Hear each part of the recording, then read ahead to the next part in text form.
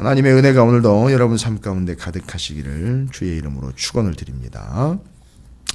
오늘 드디어 예수 그리스도께서 부활하심에 대한 증거가 딱 한 가지입니다.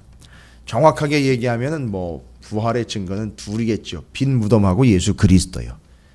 그러나 예수 그리스도께서는 지금 요 본 상황에서는 확인되지 않죠. 28장이 시작되면서는 빈 무덤만 확인이 됩니다. 좀 더 정확하게 정황을 설명하자면 아직까지 경비병이 지키고 있었고 막달라 마리아와 또 다른 마리아가 무덤을 보려고 갔었을 때 이 상황입니다. 그러니까 경비병 지키고 있는 바깥에서 무덤을 돌로 막고 그 바깥에서 지키고 있던 경비병, 그 다음에 그 마지막 막달라 마리아와 다른 마리아가 무덤을 보려고 갔었던 그 상황, 정확하게 이야기하면 그때는 무덤이 비어 있었습니다.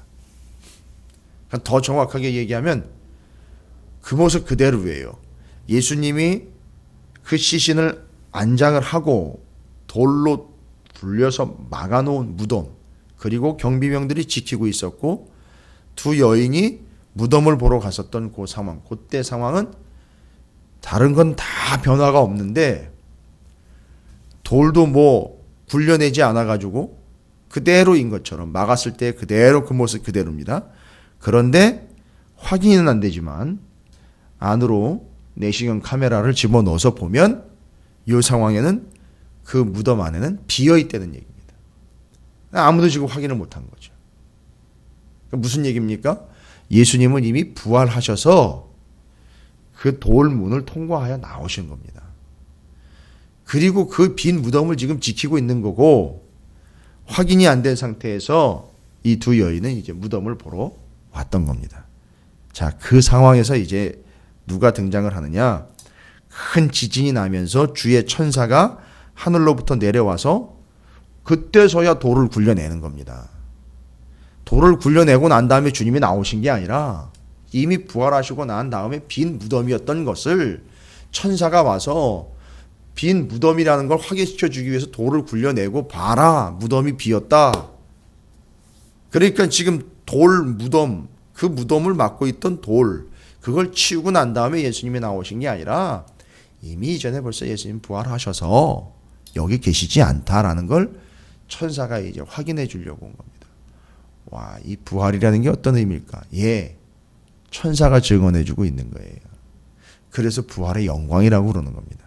여러분, 그 부활의 영광이 얼마나 어마어마하고 파워풀한지 이 부활을 증거하기 위하여 나타난 천사의 모습이 참 어마무시하게 소개가 되고 있어요. 3절과 4절에 그 형상이 번개 같고 그 옷은 눈같이 희건을, 지키던 자들이 그를 무서워하여 떨며 죽은 사람과 같이 되었더라.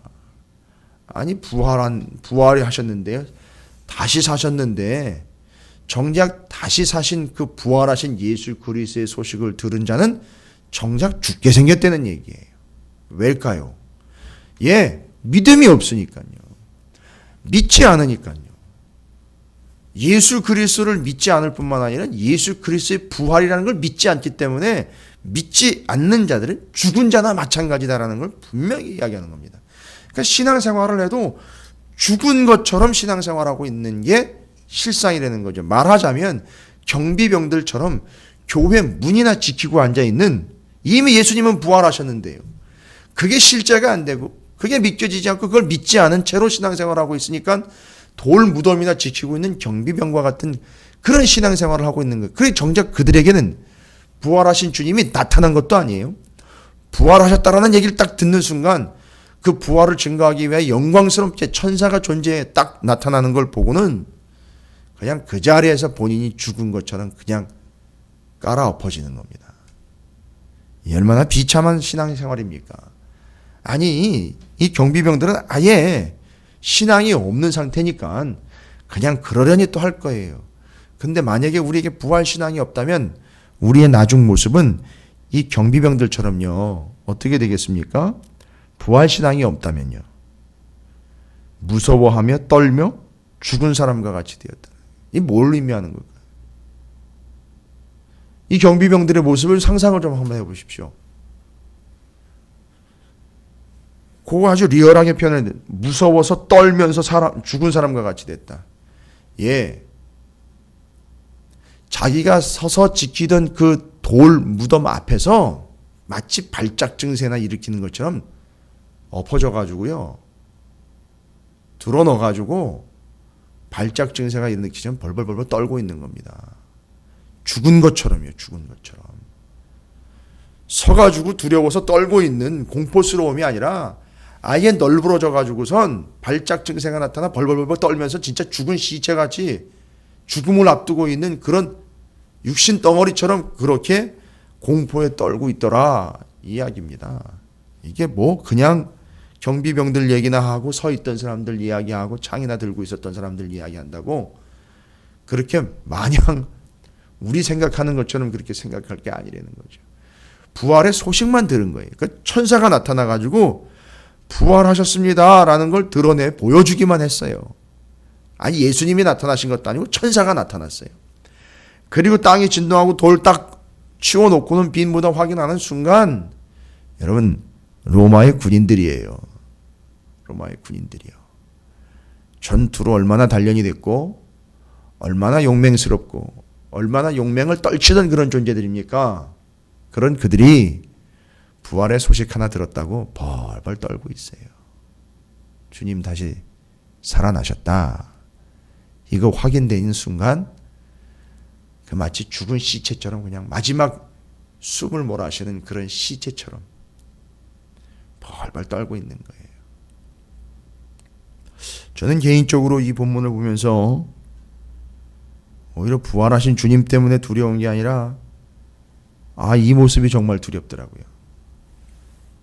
이게 믿음과 부활의 신앙이 없는 자들의 마지막 모습이 되겠구나라는 생각에 너무너무 두렵고 떨렸습니다. 현재 우리가 신앙생활하고 있는 이 민족의 교회의 현실과 성도들의 현실이 요즘 상황을 핑계 삼으면서 돌 무덤이나 지키고 서 있는 그런 상황에서 정말 주님이 부활하시고 나면 다시 이 땅에 주님은 부활하셨죠. 다시 이 땅에 오셔서 진짜 죽은 자들이 부활하게 된다면 그걸 보고 정말 죽은 시체처럼 벌벌 떨면서 입에서 거품을 물면서 그냥 쓰러져 버리는 거 아닐까 이런 생각이 좀 들더라고요. 참 걱정스럽기도 하고 참 어떻게 생각하면 비참하기도 하고 두렵기도 한 것이 솔직한 심정입니다. 그런데 이 사람들과는 달리요. 또 다른 한 부류인 이 막달라 마리아와 또 다른 마리아는 이 두 여인이 이 부활의 첫 증인이 되고 있는 거 아니겠습니까? 무덤을 보러 갔어요. 또 이들은 그 죽고 돌아가실 때 그 무덤에다가 시신을 안장하는 것까지 다 보고 있었던 그들이 또 다시요. 하루 만에 또 온 겁니다. 또 와서 그 무덤을 확인하러 왔는데 보니까 이 빈 무덤인 거예요. 말하자면 주님이 부활하신 거죠. 가만히 보니까 그건 주님이 말씀하셨던 거예요. 그리고 천사가 그걸 증언을 했습니다. 그리고는 그 여인들도 역시나 마음 가운데에는 두려움이 있었어요. 와, 이게 진짜로구나 하는데 문제는 뭐냐 하면 이 부활의 주님께서요. 경비병들에게는 안 나타나셨어요. 이 두 여인은 천사도 봤고요. 빈 무덤도 봤고요. 한 가지 더. 부활하신 주님을 쫓아가서 본 게 아니라 부활하신 주님이 제자들에게 가서 부활했다라는 소식을 전하려고 움직이고 있는 두 여인에게 부활하신 주님이 직접 나타나신 거예요. 이건 뭘 의미하는 걸까요? 봐라, 나 진짜 살아났어라는 걸 드러내시려고 하는 게 아니라 이 두 여인을 위한 특별 배려예요. 본인은 갈릴리로 가신다 그랬습니다. 갈릴리로 가시기 전에 분명히 갈릴리로 가셔야 되는 그런 명확한 사실이 있지만 제자들에게도 갈릴리로 다시 와라라고 이야기하셨지만 내가 먼저 갈 테니까. 그런데 가시면서 일정을 변경하신 겁니다. 변경이라는 게 갑자기 틀어진 게 아니라 이 두 여인에게는 아무리 바빠도 내가 나타나줘야 되겠다라는 얘기예요. 가와야 되겠다. 가서 내가 알려주고 확인시켜줘야 되겠다 해서 주님이 스케줄을 변경하신 거예요. 그래가지고 두 여인한테 온 거예요. 왜일까요? 이 여인들의 믿음 때문입니다. 근데 그 여인들에게는요. 예수님이 어떻게 됩니까? 9절입니다. 4절과 9절이요. 상반된 운명, 두 운명을 이야기하고 있습니다. 제발이죠. 우리는 4절의 운명이 되면 절대 안 된다는 거죠. 여기 9절의 운명이 돼야 우리가 그 영광스러움에 동참할 수 있는 존재가 될 수 있지 않겠습니까? 이 두 여인은 그 영광에 동참한 거예요. 천사가 나타나가지고 그 영광스러운 모습으로 주님의 부활이 이런 거다라는 걸 그냥 간접적으로만 증명을 하는데도 어마어마한 영광을 경험하게 됐는데 그 주님이 나타나신 거예요. 원문 본문을 좀 그대로 번역을 하면 9절은요 이렇게 번역할 수 있습니다. 예수께서 갑자기 그들을 만나 이르되 평안하냐? 이건 물어보시는 게 아니라 평안할지어다 이겁니다. 내 부활이 너희에게는 참 평안이 될 것이다 라는 걸 이야기합니다. 이게 믿겨져야 돼. 아니 이걸 믿어야 된다는 거죠. 우리가 이제 어제 수요일 저녁에는 느헤미야서를 통해서 돌아온 공동체는 구원받은 공동체라는 것. 그래서 우리 믿음은 예수 그리스도로 인하여 구원받음에 대한 확고부동한 믿음이 있어야 된다는 걸 말씀드렸습니다. 하나 더 추가합니다. 추가해서 이것 따로 저것 따로가 아니라 하나입니다. 원래는 하나인데 내용을 제가 점검합니다. 우리에게는요 반드시 부활신앙이 있어야 되는 거죠. 예수 그리스도께서는 부활하신 주님이에요. 우리를 구원하신 주님은 부활하신 주님이고 그를 믿는 우리는 죽음 이후에 반드시 부활할 거라는 걸 믿는 믿음이 있어야 된다는 거죠. 이게 부활신앙인 겁니다. 자, 바로 이 부활신앙을 가진 이들의 특징이 뭡니까? 바로 평안입니다. 예수 그리스도께서 직접 찾아오셔가지고 참 평안을 주시는 겁니다. 지금 스케줄을 변경해 갑자기 그들에게 나타나가지고 평안을 주시는 겁니다. 왜일까요? 이들에게는 이제 막연한 두려움 같은 게 또 있었고요. 아직은 주님을 확인하지 못한 상황이기 때문에 믿음은 있으나 정확하게 보지 못했기 때문에 예수님이 직접 나타나 주신 거예요. 마치 이 땅 가운데 직접 오신 것처럼 부활의 신앙을 가진 그들에게 직접 나타나서 보여주신 겁니다. 그러니 그들의 반응이 바로 이거죠. 그 발을 붙잡고 경배했다라고 그래요. 발을 붙잡았다 그랬습니다. 구체적으로 명시가 되어 있어요. 예수님의 발을 붙잡았다고 그래요. 그러면 어떻게 됐을까요? 아까 그 경비병들은 죽은 시체처럼 널브러가지고 발작이 일어났죠. 그러나 이 두 여인은요. 무릎 꿇는 게 아니죠. 아예 거기에 납작 엎드려가지고 그 발을 붙잡은 겁니다. 그 붙잡았다는 얘기는 만지켜졌다는 얘기거든요. 아니 이게 부활하신 주님이 썩은 시체를 죽은 시체를 매장을 했는데 부활하신 주님을 두 여인이 발을 만지면서 경배를 했다는 얘기입니다. 그러니까 완벽하게 새로운 존재예요. 만질 수도 있는데 근데 그분은요. 그 바위를 통과해 나오신 분이에요. 어떻게 보면 이제 막 혼란스러울 수도 있습니다. 부활하신 주님을 만나는 순간 막 모든 것이 다 이해 안 되고 정리가 안 될 정도로 막 혼란스러울 수 있어요. 그러나 분명한 건 뭡니까? 주님은 부활하셨다는 얘기고요. 그 부활의 주님은 참으로 영광스러운 존재일 뿐만 아니라 우리가 바로 그 부활 신앙을 가져야 승리할 수 있으며 참 평안을 가질 수밖에 없다라는 겁니다.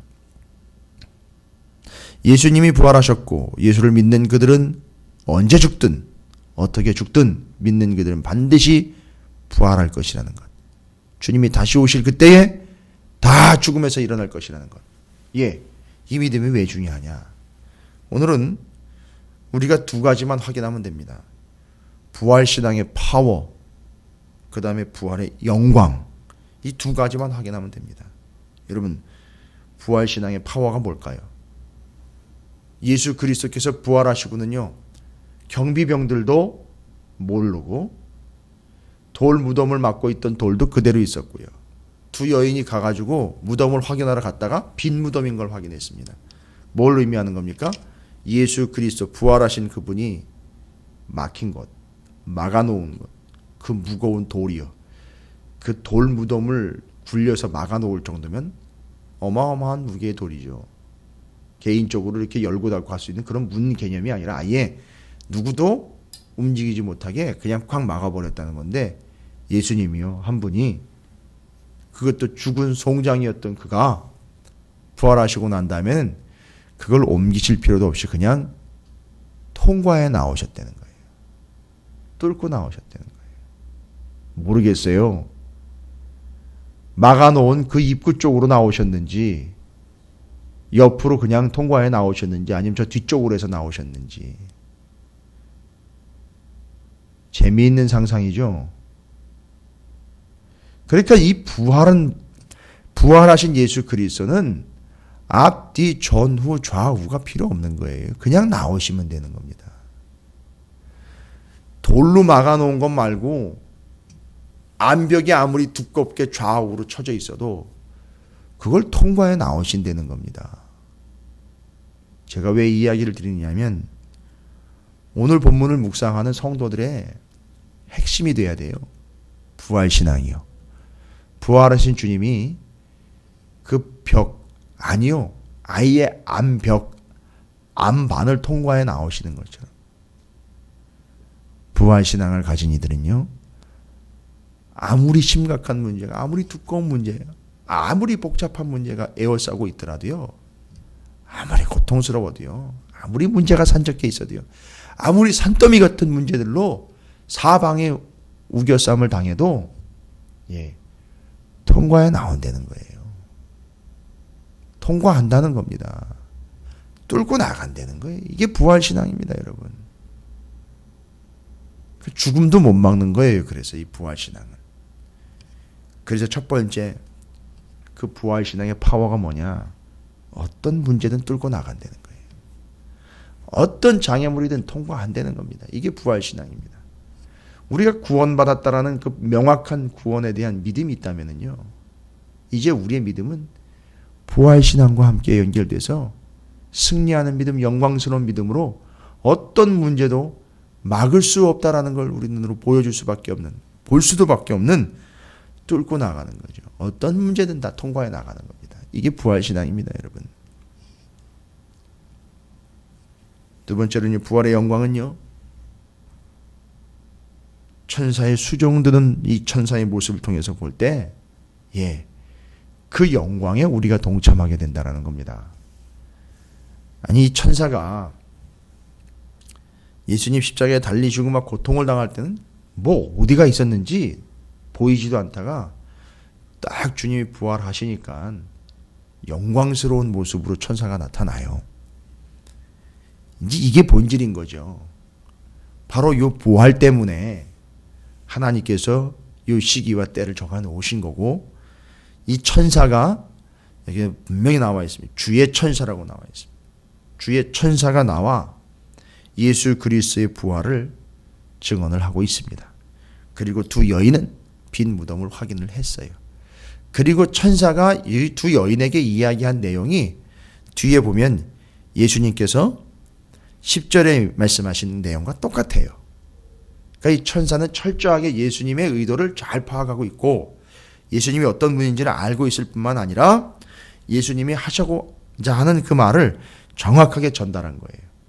근데 이런 어마어마한 천사들이요, 부활한 존재와는 비교가 안 될 정도로, 부활한 우리가 나중에 부활의 존재로서 영광스러운 존재가 된다는 겁니다.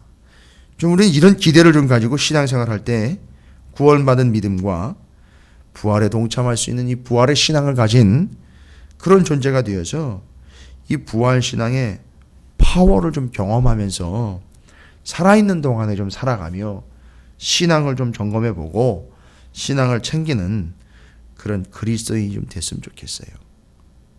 둘 중 하나 될 겁니다.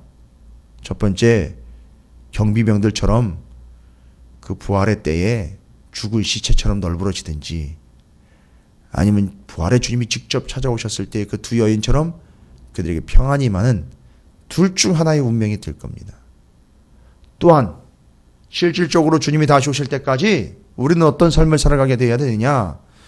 부활의 신앙을 가지고요, 어떤 난관, 어떤 문제, 어떤 벽, 어떤 고통, 어떤 장애물일지라도 부활 신앙을 가지고 그걸 통과해 나가는, 그걸 뚫고 나갈 수 있는 그런 부활의 믿음을 좀 가지고 있어야 된다. 자, 이제 한 가지 더요. 우리가 그냥 믿고 끝나는 것이 아니라 우리가 바로 그 부활의 증인이 되어야 된다라는 거죠. 그래서 두 여인은 제자들에게 가서 예수님이 부활하셨다라는 사실을 증거합니다. 그리고 예수님이 말씀하신 내용 중에 이제 한 가지 더 좀 정리를 합니다. 이제 네 가지로 제가 정리를 하고 있는데, 둘 중 하나 될 거다. 경비병이 되느냐, 증인되었던 두 여인의 운명이 되느냐. 그죠? 그리고 부활의 이 신앙은 모든 난관들을 이제는 통과해서 그냥 뚫고 나가는 믿음이 될 것이다. 그렇죠. 그리고 부활하신 그 주님과 함께 그 영원한 영광에 참여할 수 있는 자들이 되는 것이죠. 그리고 이제 한 가지 더 주님이 말씀하신 갈릴리로 가라 라고 말씀하십니다. 갈릴리로 가라. 내가 거기를 먼저 갈 테니까 제자들에게 갈릴리로 오라고 얘기를 해라. 왜일까요? 왜 특별히 갈릴리를 이야기할까요? 예, 갈릴리는 처음 그들을 부른 데예요. 예, 처음 부른 곳입니다. 그러니까 처음 부른 곳으로 다시 부르셔서 첫 믿음, 그 첫 사랑, 처음 그때 만났던 그때의 그 믿음 그대로 부활의 신앙까지 가자. 이걸 이야기하는 거죠. 그때 잊지 말라는 거죠. 그 처음 그때를 잊지 말아라. 예. 그래서 처음 그때를 잊지 말아라. 부활의 증인이 되어라. 부활 신앙 가지고 어떤 난관도 통과해내는 영광스러운 믿음의 존재가 되어라. 절대 경비병의 신세가 되지 말아라. 증거자였던, 증인이었던 두 여인의 운명이 되어라. 이게 오늘 본문이 이야기하고 있는 네 가지 중요한 사실이라는 거 잊지 마시고, 그 네 가지를 잘 정리하셔서 부활의 실질적 증거와 증인들로서 주님 다시 오실 때까지 부활 신앙을 가지고, 아니 우리의 육신이 죽음을 맞이하는 순간까지 부활의 신앙을 가지고 어떤 난관도 주님처럼 그냥 그렇게 뚫고 나가는 절대적이고 또 능력 파워풀한 그런 믿음과 삶이 되시기를, 그리고 그걸 증언하시고요, 첫 신앙이 있지 않고 분별해낼 수 있고 증거할 수 있는 그런 성도와 교회가 되시기를 주님의 이름으로 축원을 드립니다.